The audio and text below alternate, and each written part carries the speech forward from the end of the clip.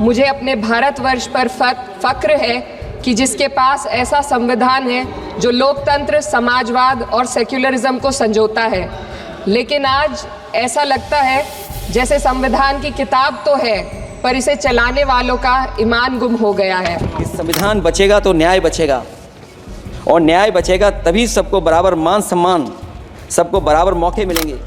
पूरी देश की जनता जानती है कि इनका हंसती है, जानती है कि इनके यहाँ तो वॉशिंग मशीन है, तो यहाँ से वहाँ जाता है वो धुल जाता है। न मेरा है न तेरा है, ये हिंदुस्तान सबका है। नहीं समझी गई ये बात तो नुकसान सबका है।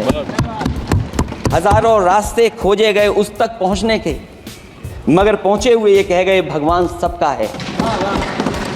जो इसमें मिल गई नदियां वो दिखाई नहीं देती महासागर बनाने में, मगर एहसान सबका है। अनेकों रंग खुशबू नस्ल के फल फूल पौधे हैं, मगर उब्बन की इज्जत आबरू ईमान सबका है।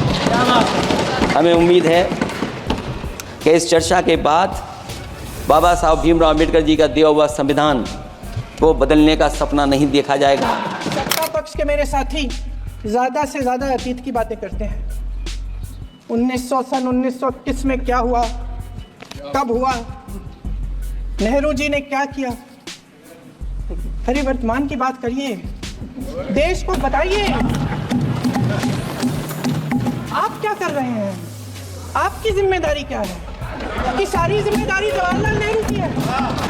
राजा भेष बदलकर बाजार में आलोचना सुनने जाता था, ये सुनने जाता था कि प्रजा मेरे बारे में क्या कह रही है, मैं सही रास्ते पे चल रहा हूँ कि नहीं। लेकिन आज का राजा, भेष तो बदलते हैं आज के राजा, शौक तो है उनको भेष बदलने का, लेकिन ना जनता के बीच जाने की हिम्मत है और ना आलोचना सुनने की।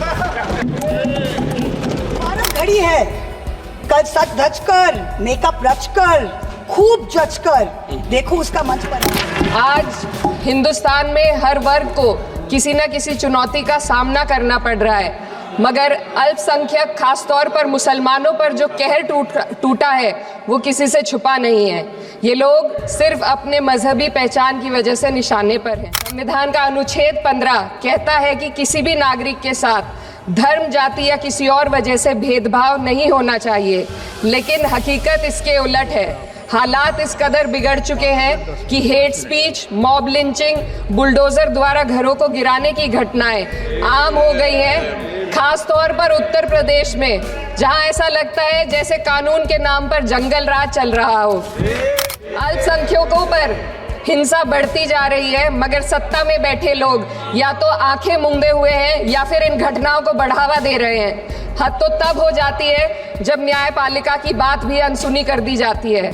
सुप्रीम कोर्ट ने मॉब लिंचिंग पर 11 सूत्रीय निर्देश जारी किए थे।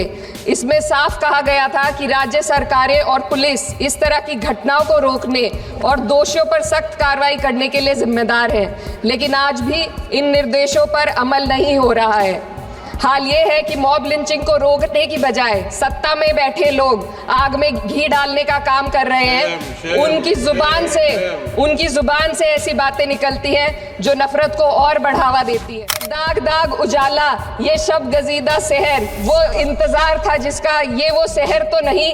लेकिन अगर इस सदन में बैठे हम सभी सदस्य ये ठान ले कि हमें संविधान के मूल्यों को लागू करना है और उसे लागू करने का प्रयास करें, तो वह सुबह जरूर आएगी जिसके लिए लाखों भारतवासियों ने अपने जानों की कुर्बानी दी थी।